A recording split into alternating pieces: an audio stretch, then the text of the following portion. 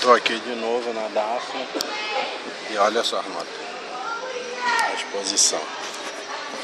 E chegou lá dentro, a menina falou que ia ficar pronta meio-dia, é meio-dia e 55 agora e não ficou pronta.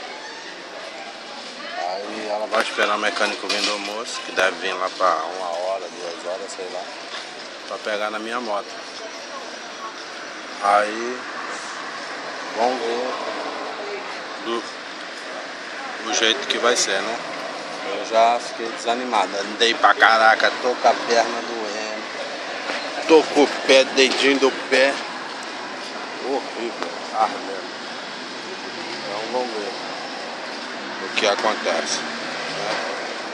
Vamos ver se eu vou dar o meu ponto positivo ou negativo. Até agora tá ruim não, mas vamos ver.